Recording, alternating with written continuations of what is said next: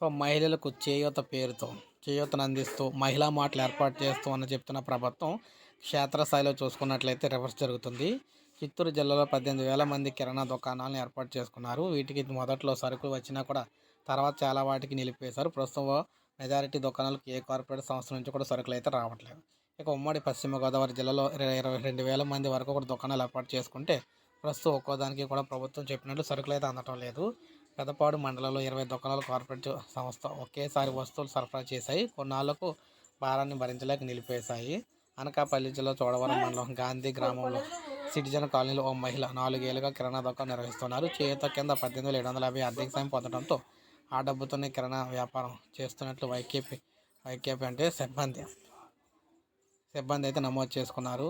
పిఎస్పేటలో ITC వాళ్ళు ఉన్నారని వారి వద్ద సరుకులు తెచ్చుకోవాలని సూచించారు. అయితే ఆమె ఎప్పుడూ కార్పొరేట్ సంస్థల నుంచి సరుకులు అయితే తెచ్చుకోలేదు. అనకాపల్లి మండలం మొదట్లో హిందుస్థాన్ యూనిలీవర్, పిఎన్జీ, ఐటీసీ సంస్థలు కొంతమేరకు సరుకులు సరఫరా చేశాయి. ఖర్చు పెరిగిపోతుండటంతో సంస్థలు నెమ్మదిగా తప్పుకున్నాయి. కొన్ని చోట్ల సరఫరా చేస్తున్న మిగిలిన సరుకులు వెనక్కి తీసుకోవడం లేదని లబ్ధిదారులు వాపోతున్నారు.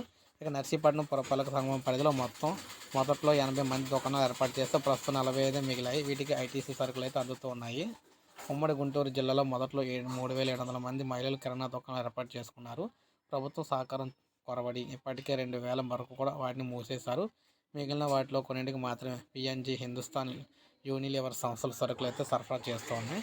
అంటే ఇలా సరుకులు అయితే సరఫరా చేస్తాయి ఆ ప్రైవేట్ కంపెనీలు, అక్కడి నుంచి తక్కువకి అయితే ఇస్తాయి, మీరు అమ్ముకోవచ్చు అని చెప్పిన ప్రభుత్వం ఇప్పుడు చూస్తే వాళ్ళందరూ సరుకులు అయితే సరిగ్గా ఇవ్వట్లేదు అనమాట.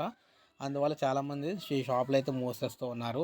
అందువల్ల మహిళలకు అందించే ఆర్థిక సాయం షాపుల్లో పెట్టి వారిని ఆర్థికంగా నిలదొక్కునేందుకు చేస్తున్నారని చెప్తున్న ప్రభుత్వం తర్వాత ఎక్కడ పట్టించుకోవట్లేదని చెప్పేసి చెప్తున్నారన్నమాట. ఇది మనకి ప్రజెంట్ చేయూత ద్వారా ఇచ్చిన డబ్బులు ఏ విధంగా ఉపయోగపడుతున్నాయి ఏంటనేది అయితే అప్డేట్ కోసం ఒక లైక్ చేయండి. సబ్స్క్రైబ్ చేసుకోకపోతే మన ఛానల్ సబ్స్క్రైబ్ చేసుకోండి.